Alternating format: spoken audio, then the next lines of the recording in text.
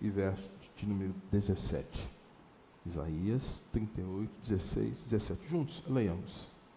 Senhor, por estas disposições tuas vivem os homens, e inteiramente delas depende o meu espírito, porquanto restaura minha saúde e faz-me viver. Eis que foi para a minha paz que eu tive grande amargura. Tu, porém, amaste a minha alma e a livraste da cova da corrupção, porque lançastes para trás de ti todos os meus pecados. Gostaria que você ficasse com o verso 17. Eis que foi para minha paz que eu tive grande amargura. Você já teve isso? Eis que para minha paz tive grande amargura. Irmãos, esse texto é um texto muito rico. Ele está atrelado no livro de um profeta maior e no livro histórico, que é o livro de Reis. E ao ler esse texto, eu já tinha lido esse texto várias vezes, mas muitas vezes a alma do pastor também se angustia, viu, gente? Tá? Igreja, a alma do pastor também se angustia. O pastor não é super-homem. Eu também me sinto angustiado em alguns momentos. E às vezes, quando a gente não está bem, a gente fica com um olhar um pouco mais deprimido, né? Com um olhar mais triste. Isso acontece com todo mundo. Mas, irmãos, aqui é uma história que me ensinou a reaprender a servir a Deus depois de grande amargura. O que fazer quando depois de grandes amarguras somos tomados de um desafio de continuar vivendo, fazendo o que tem que ser feito? Esse rei me ensinou que ele passou por 3 eventos terríveis. Então, irmãos, as histórias bíblicas são registradas não somente como um dado histórico, mas também para que as vivências de reis, profetas e sacerdotes e famílias, e indivíduos em particular, fossem identificação com a nossa vida, com a nossa história.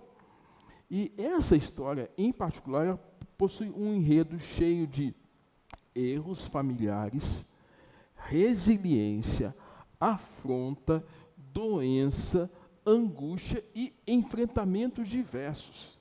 E poderíamos registrar a presença desses vários eventos, que poderiam ser eventos tremendamente traumáticos. E o que são traumas? O que é um evento traumático? São coisas que acontecem em nossa vida, que são resultados emocionais causados por momentos marcantes e promove adoecimento emocional, a ponto de levar indivíduos a um estado de loucura. Há traumas que levam pessoas a um quadro de loucura. Eu me lembro da história, eu vivi isso. Eu fui abordado para fazer uma visita a uma senhora que tinha feito aborto quando jovem. E o médico, na verdade, um açougueiro, à medida que ela estava pronta para sofrer o aborto, ele cortava os pedacinhos do feto e mostrava para ela. Aqui o pezinho dele, aqui a perninha dele. E depois o tempo passou e ela não conseguia ver faca. E essa mulher vivia numa depressão profunda, virou um trauma, uma dor de alma. Na história dela, ela ainda que tenha feito o aborto, ela casou com a pessoa de quem era o filho. E o tempo passou, tinha se passado mais de 20 anos. Mais de 20 anos. E aquela dor estava lá. Trauma é isso.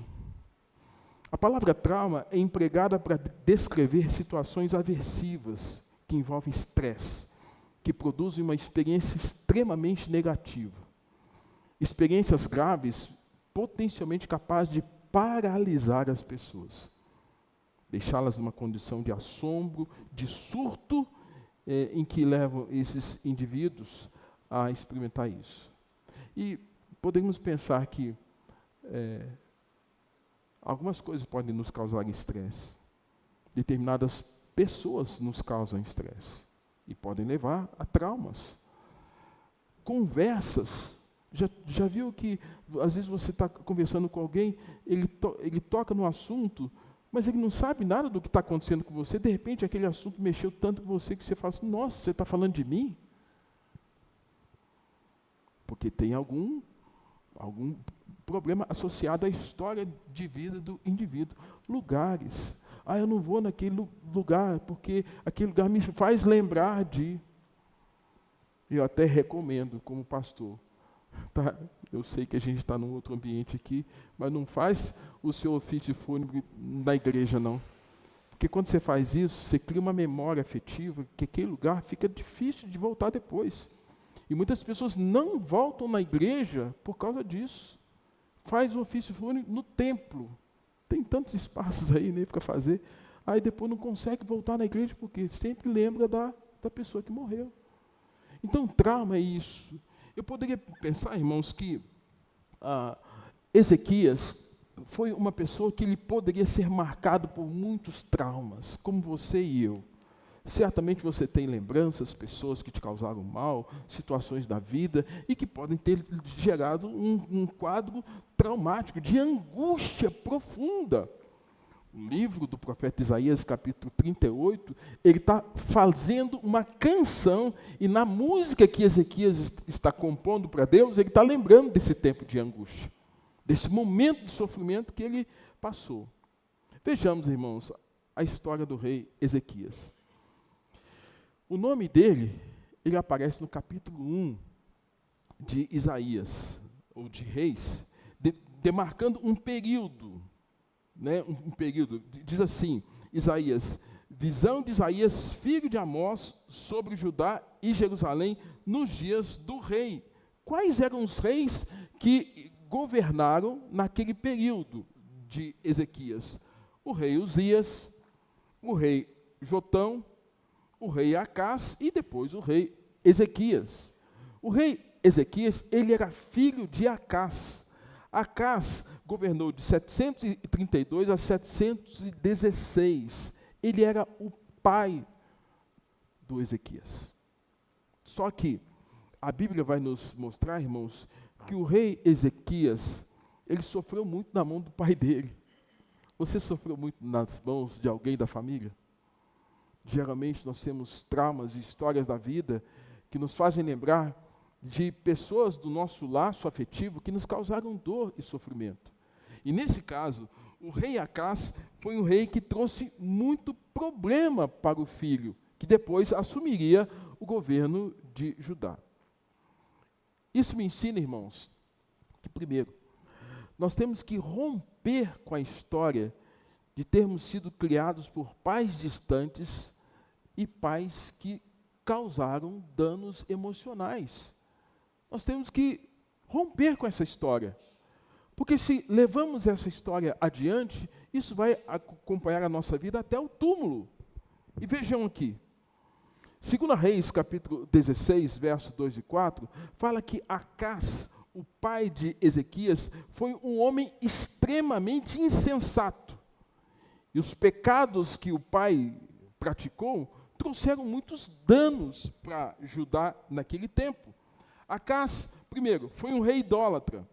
Em Judá, ele estabeleceu a idolatria a vários deuses pagãos, um culto pagão, sendo que Acás era alguém que tinha que acompanhar a linhagem que vinha de Davi, de Salomão, homens tementes a Deus e que deveriam servir o Senhor. E ele rompe com isso. Se torna um rei idólatra. Um rei idólatra, irmãos, a ponto desse homem que poderíamos dizer era um crente e que agora tem um ato de apostasia e que oferece, inclusive, crianças a um deus chamado Moloque. Sacrifício de criança autorizado pelo... Certamente você tem acompanhado aí as coisas que têm acontecido lá nos Estados Unidos, que nesses arquivos que foram encontrados ali, com tantas autoridades americanas envoltas a problemas de sacrifício de crianças, até comendo ser humano. Lá atrás, Acás fez isso. Acás, para se dar bem com o contexto da época, ele fez um acordo com a Síria.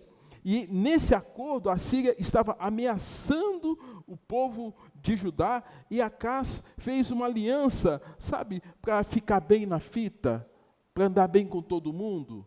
Acás fez isso. Ele fez isso, uma aliança com a Síria.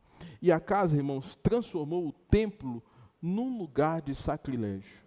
Aquele templo que foi construído por Salomão, que foi erigido para o culto a Deus, com todas as especificações dadas, inclusive desde os dias de Moisés, Acás agora ele profana o templo. As ações dele são terríveis. Ele introduz práticas pagãs. Acás combinou adoração ao Deus de Israel com práticas de cultos estrangeiros, que foi condenado pelo próprio Deus. E Ezequias vendo aquilo tudo, observando aquilo tudo. Irmãos, o seu reinado foi marcado por conflitos, por crises, por alianças diversas que desagradavam o Senhor. E diante dos maus exemplos, o grande desafio de qualquer pessoa é de não fazer o mesmo. Os maus exemplos estavam lá, na casa de Acás, no palácio do rei. E agora o filho, Ezequias, observando aquilo tudo. Irmãos, é um grande desafio para nós romper com aqueles dos quais nós temos vínculo afetivo. Porque às vezes a pessoa, ela é pai, é mãe, ou é um tio, um avô, alguém do vínculo parental, mas está com a vida totalmente distante de Deus. E às vezes, por respeito, as pessoas ainda se submetem. É muito sensato e muito prudente quando a gente começa a separar o vínculo afetivo de coisas erradas que pessoas fazem e que podem afetar, às vezes, as nossas vidas. Ezequias, irmãos, ele agiu de modo contrário ao seu pai. Os vínculos afetivos não o aprisionaram a um comportamento pecaminoso do pai. E a descrição que nós temos tanto no livro de Reis, quanto no livro de Isaías, é que Ezequias fez o que era reto diante de Deus, removeu os postes ídolos, fez em pedaços a serpente de bronze. Prestem atenção aqui, irmãos, em algo seríssimo que nós temos aqui, que às vezes nos falta coragem para termos o entendimento que Ezequias teve. Você se lembra que quando Moisés estava no deserto, o povo começou a reclamar tanto que o próprio Deus mandou que se viesse até os acampamentos de Israel serpente. E a serpente para quê? Para picar o povo. Vocês estão reclamando? Deus mandou serpente, e as serpentes vieram. E aí o povo foi atrás de Moisés. Moisés, as serpentes estão aqui picando o povo. Aí Deus então disse assim, Moisés, então, já que o povo está querendo cura, faz uma serpente de bronze, e você, quando confeccionar essa serpente, levanta essa serpente, toda pessoa que for picada pela cobra, vai olhar para a cobra, que é a serpente de bronze, e vai ser curada. Moisés fez. Mas isso eles estavam onde? No deserto. Quantos anos de deserto? 40 anos. Prestem atenção. 40 anos de deserto. Aí vem a história de Josué, que substitui Moisés, Josué, Caleb, Samuel, vem o rei Saul, vem o rei Davi, vem o rei Salomão. Agora estavam no deserto? Não. Vem agora a divisão dos reinos, reino do norte e reino do sul, por causa da briga dos filhos de Salomão. Roboão e Jeroboão. E aí, no reino de Judá, aquela serpente que foi formada, que foi confeccionada nos dias de Moisés, ainda estava no templo. O povo estava no deserto? Tinha serpente? Não. E o que estava acontecendo?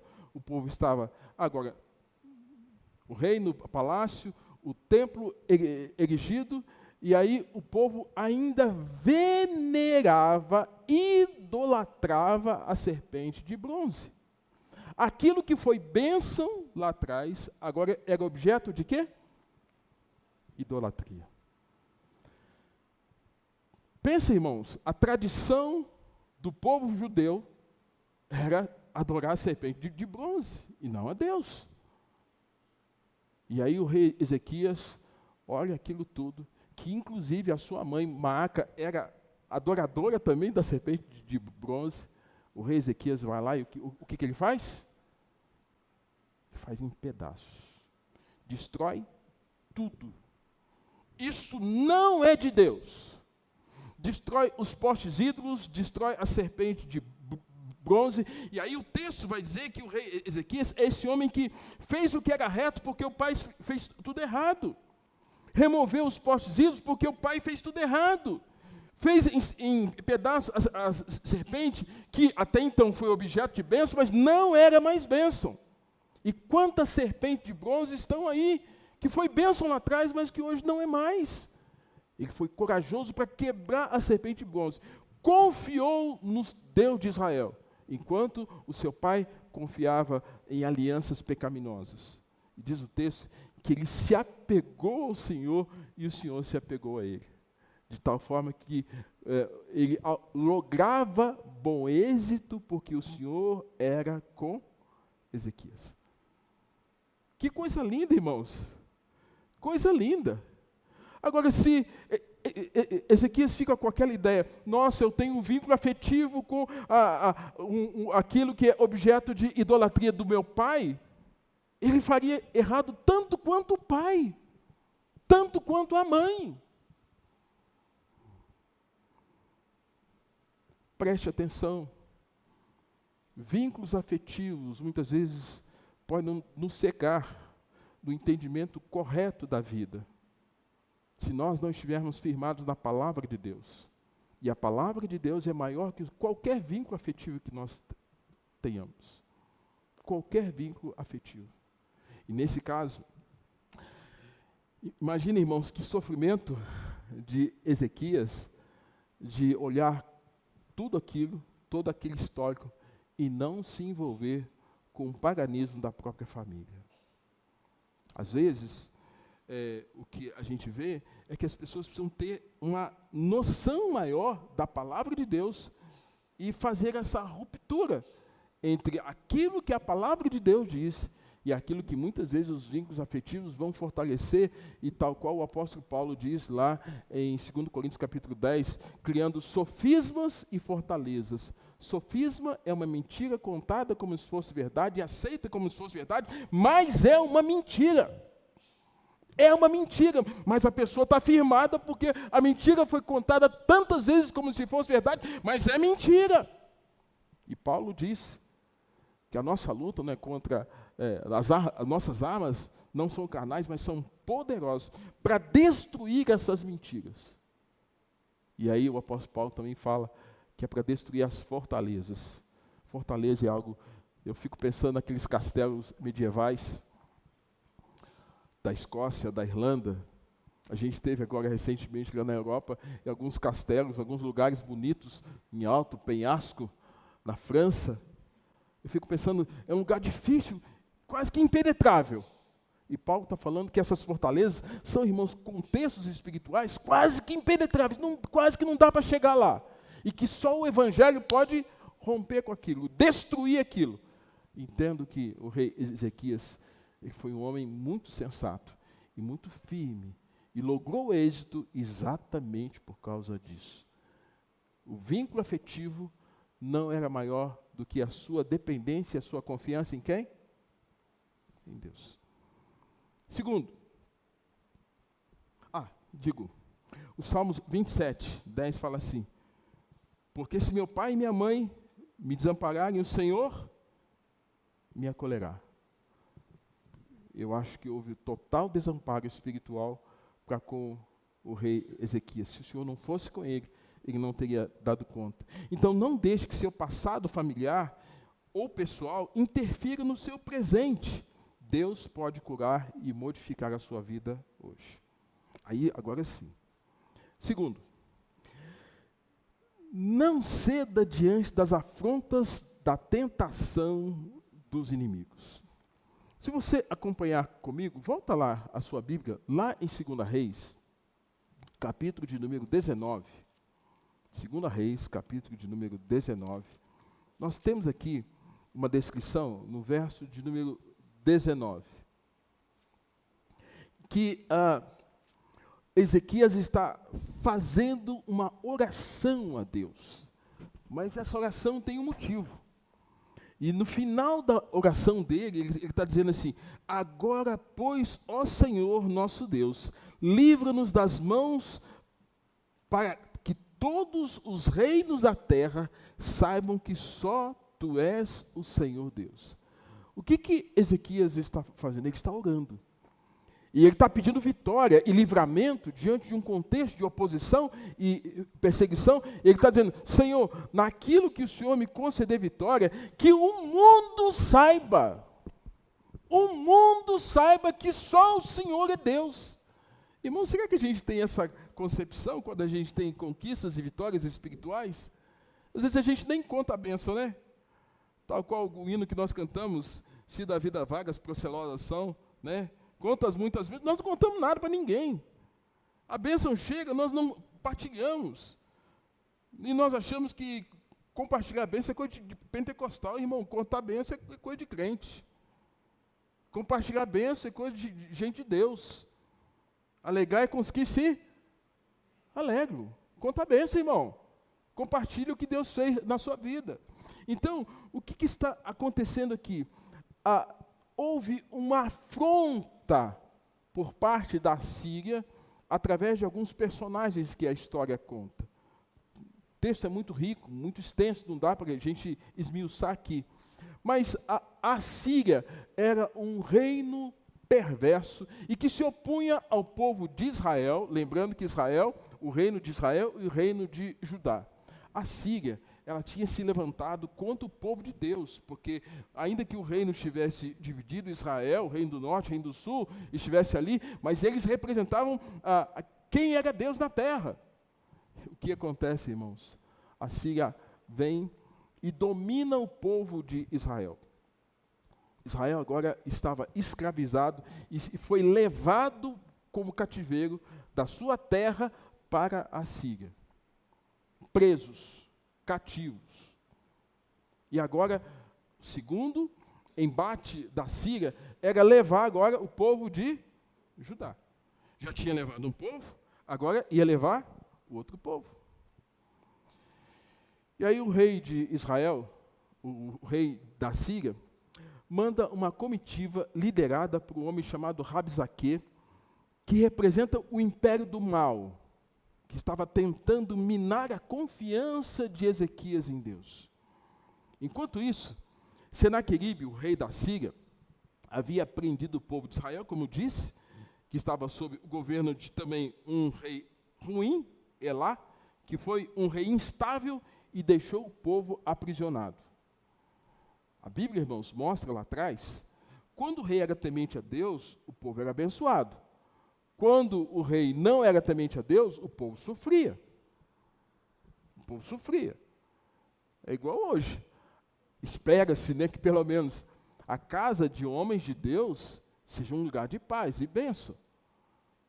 Mas casas onde não impera a palavra do Senhor, não reina o governo de Cristo, é problema, é dificuldade. O que aconteceu? Em 722, Senaqueribe havia destruído o reino de Israel. Agora, a Síria se sentia forte e começou a negociar com o rei de Judá, que era Ezequias, dizendo-se: olha, nós já dominamos os seus compatriotas, os israelenses, os israelitas, e agora nós queremos dominar você. E você tem que comer onde? Na minha mão. O que está acontecendo aqui? A Síria, tomada por ganância, por soberba, oprimiram o reino de Israel e começou também a fazer o mesmo grande ameaça contra o reino de Judá. O que aconteceu? Até certo ponto, o rei Ezequias foi cedendo às exigências do inimigo. e entregando ao rei da Síria ouro e as portas do templo. Perceba, irmãos, que não é muito diferente do que está acontecendo hoje, não. Perceba que alguns temas a gente já não pode mais falar na igreja. Alguns temas eu não posso falar aqui. YouTube. Alguém da plateia que não goste. E fazer uma denúncia. Olha só que coisa diabólica. Isso não era comum, né? Hoje eu tenho medo de falar determinadas coisas, determinados temas aqui, porque, parece que vai acuando a gente, né? Deixando a gente meio imprensado, ó, não fala nesse assunto, não toca nesse outro assunto aqui, porque se tocar... E parece que com isso a gente vai fazendo concessões. Não toca nisso, não fala naquilo outro.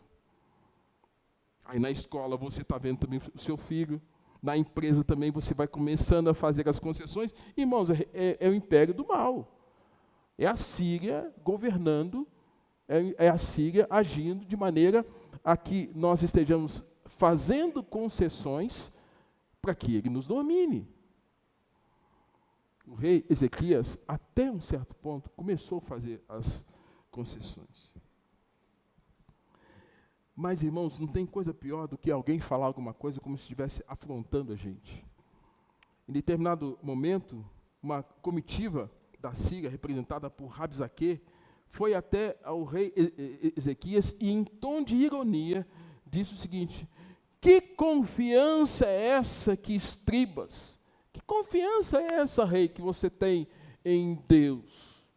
Que confiança é essa, vocês crentes, que vocês têm em Deus? Que confiança é essa que vocês depositam em Yahvé? Foi afrontar.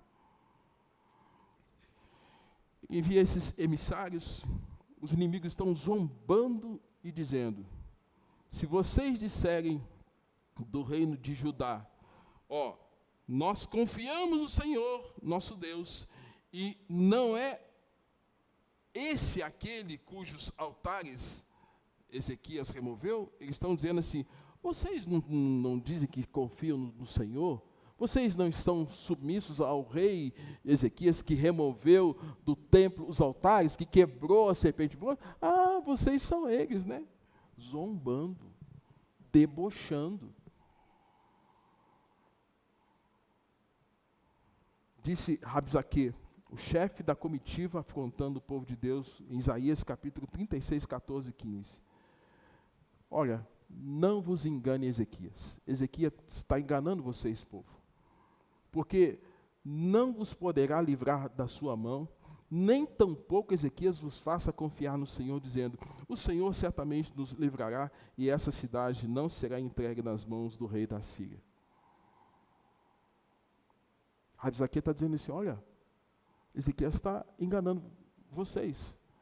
Os Rabsaques dos nossos dias dizem o seguinte: não vai à igreja, não. Por que você vai à igreja? Vai ser enganado pelo pastor? Não vai à igreja, não, porque senão vão roubar você lá. Vai à igreja, nem leve a carteira, porque senão o pastor pode roubar o seu dinheiro. Irmãos, é essa a realidade. Os rabsaques estão aí, dizendo coisas para o quê? Minar a fé, minar a confiança e trazer um prejuízo à confiança em Deus. E veja, irmãos, que essas palavras são muito duras e o rei está ouvindo aquilo tudo. Perdoa, ele tinha que ter um estômago muito bom para aguentar isso tudo, aguentar toda essa afronta. E você se lembra, irmãos, da tentação que Jesus passou? Mateus capítulo 4, Lucas 4. O rei da Síria faz o mesmo com Judá. Está tentando o rei Ezequias. O emissário do rei chega e diz: olha, nós temos vida para vocês. Está vendo? O povo de Israel já está cativo. Nos sirvam e vocês terão vida. Diz ainda: nos sirvam e vocês vão ter comida. Nos sirvam e vocês vão ter bebida e água. Passem a servir os nossos deuses e vocês terão tudo. Irmãos,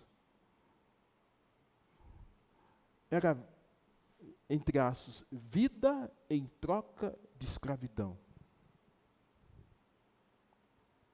Vida, entre aspas, em troca de subserviência, servidão.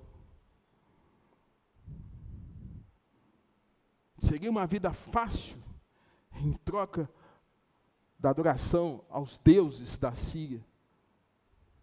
Jesus ouviria isso 700 anos depois, quando Satanás disse: tudo te darei se prostrado me adorares. Irmãos, nos dias do rei Ezequias, a Síria tinha um panteão, vários deuses. Tinha Assur, deus da guerra; Estar, deusa da fertilidade; Marduk, deus da criação e da sabedoria; Nabu, o patrono dos escribas da educação; Haddad, não é o ministro não, tá, gente?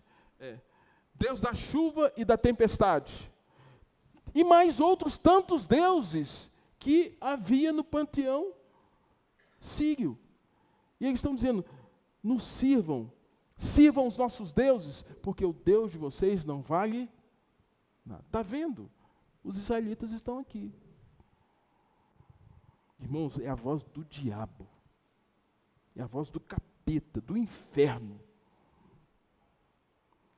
Satanás seduzindo, contando mentira.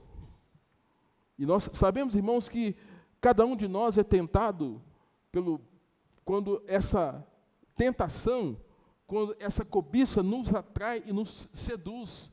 Seria muito fácil para o rei Ezequias lidar com aquilo tudo e resolver um grande problema seu e do povo também. Gente, então tá bom, vamos servir a Síria porque é muito mais fácil, é vida cômoda para todo mundo.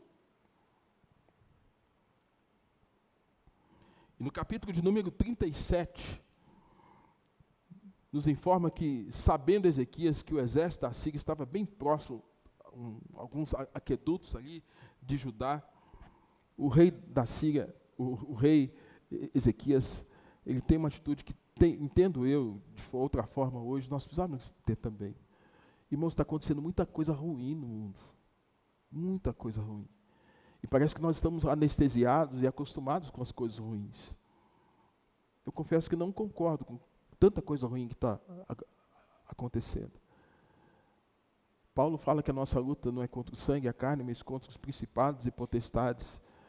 A Bíblia fala que pouco tempo resta para Satanás, que nos últimos dias ele faria coisas muito mais abomináveis, amor esfriaria, a fé se esfriaria, o engano de quase todos não fosse aqueles dias abreviados. Vivemos dias ruins. E naquele tempo, o rei Ezequias, diante desse cenário todo, ele, sabendo que o inimigo estava à porta, ele rasga as suas vestes, ele se cobre de pano, e ele entra no templo e diz: este é um dia de angústia, castigo e vergonha. E diz para Deus: Senhor, este é um dia de angústia, aperto da alma, não estamos aguentando, o inimigo está à porta, há sofrimento. Ele diz: é dia de castigo. Será que o Senhor está nos castigando? É dia de constrangimento, vergonha.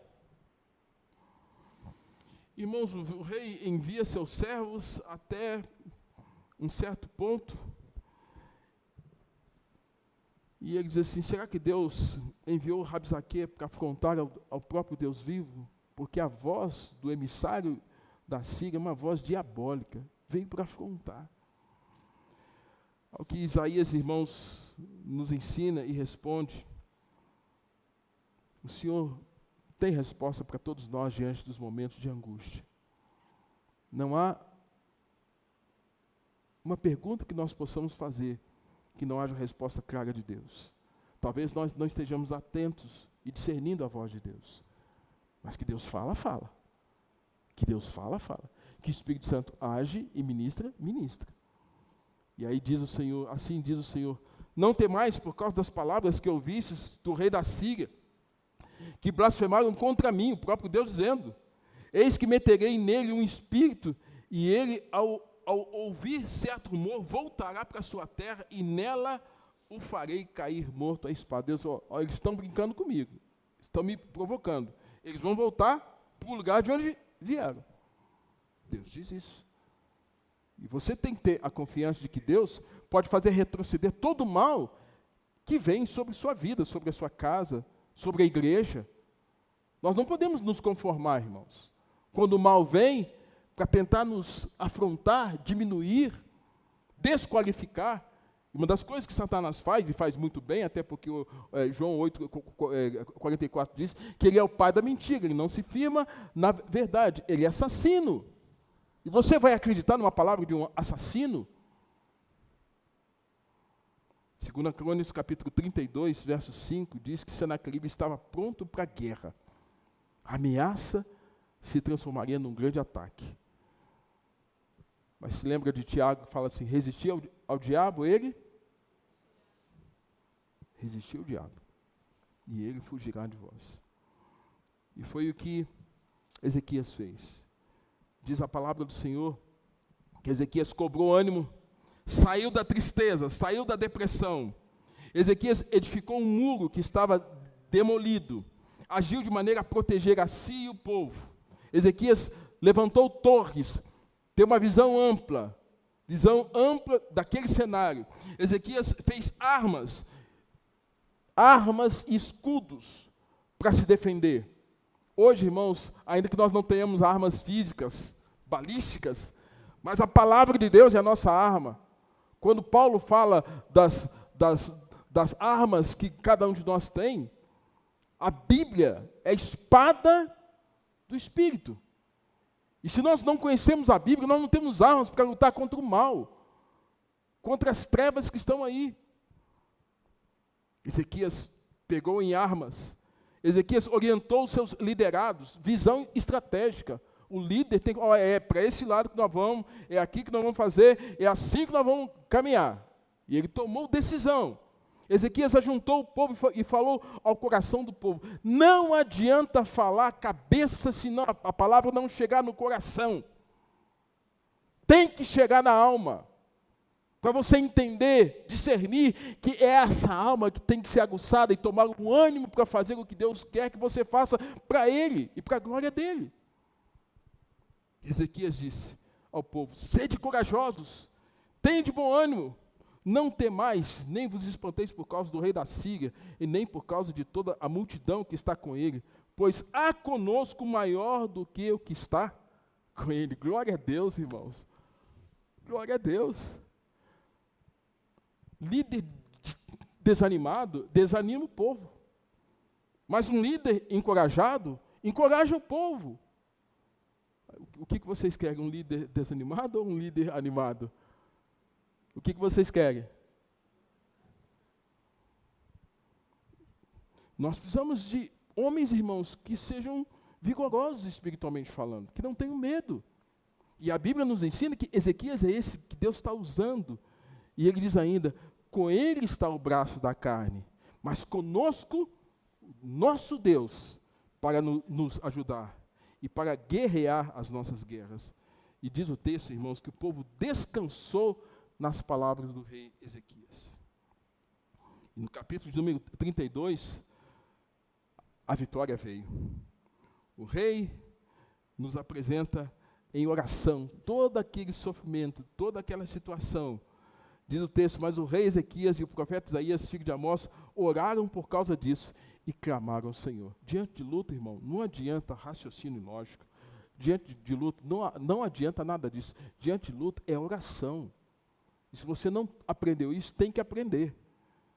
É vir à igreja orar, é orar com os irmãos. Você sozinho não tem força.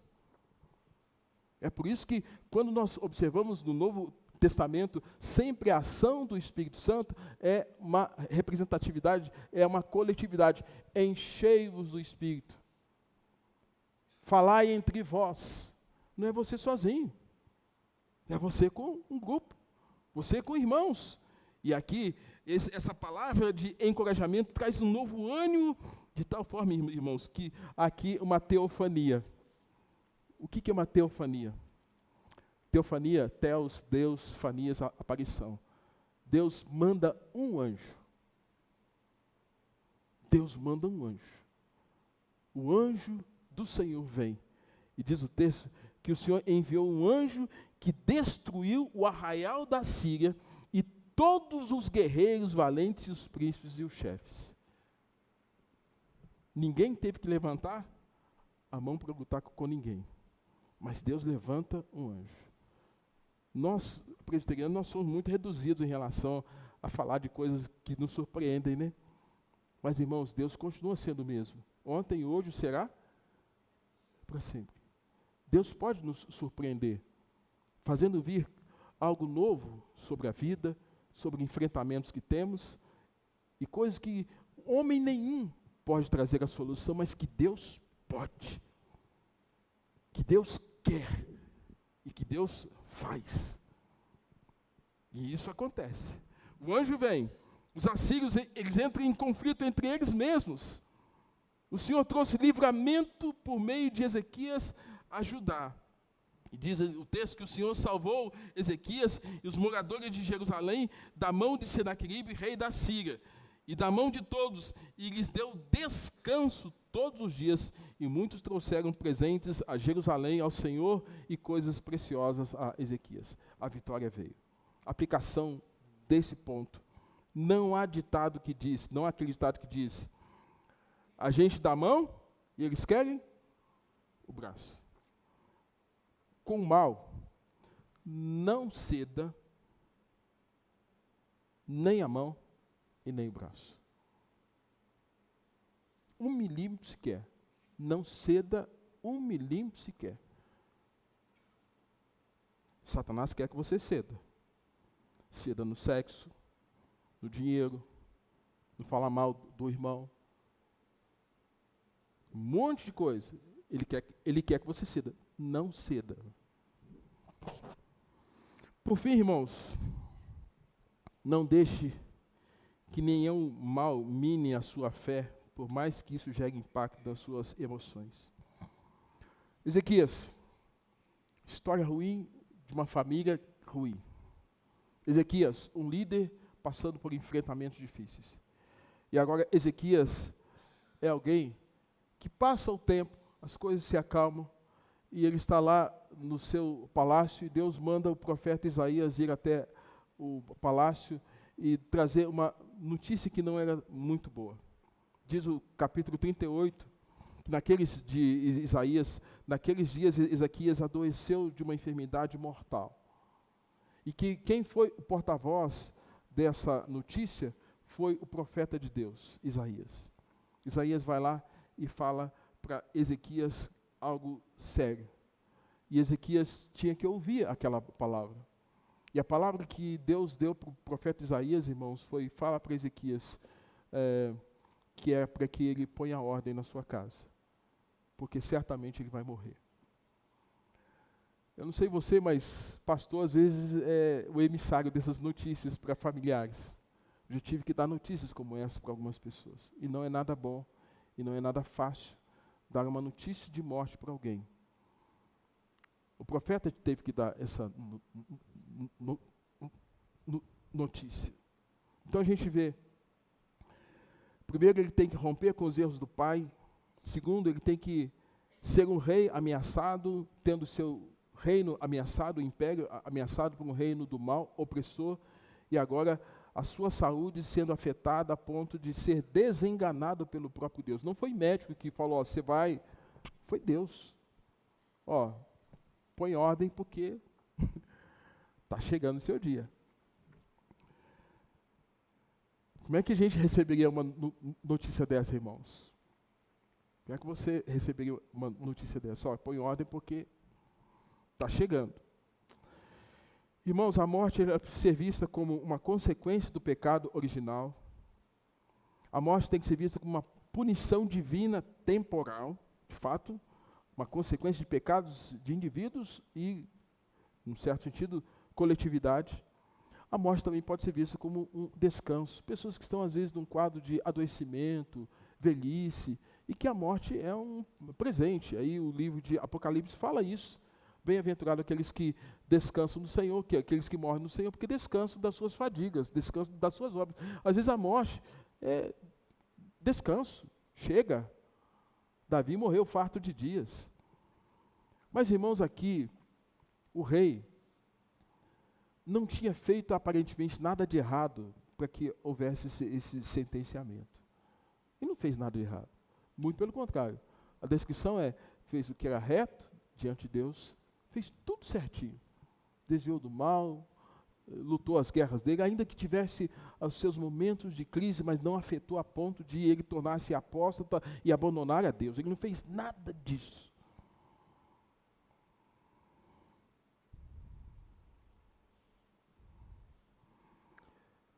A reação do rei diante do quadro. Isaías disse para ele, o rei está no seu palácio, provavelmente, infere-se, talvez no seu quarto, na sua cama, vai para o quarto, vira para a parede e certamente ele vai orar a Deus. Ele vai falar com Deus. Uma oração curta e simples. A oração do rei foi, Senhor, lembra-te agora, peço-te que, de modo que tenho andado diante de ti em verdade, e com um coração perfeito, e tenho feito o que era reto aos teus olhos. E diz o texto, irmãos, de que diante desse quadro, Ezequias chorou. Chorou. Choro, choro. Choro não é vergonha, viu, irmãos? Ah, o homem não chora. Então, choro não é vergonha. Choro é coisa de mulher. Choro é de gente que reconhece os seus limites. Humildade, quebrantamento. E Ezequias se quebranta. Está findando os meus dias. Faz essa oração. Eu fiquei observando algumas outras versões, essa oração de Ezequias, ele fala assim, na Bíblia Transformadora, ele fala assim, ó Senhor, lembra-te de como sempre te servi com fidelidade e devoção e de como sempre fiz o que é reto aos teus olhos.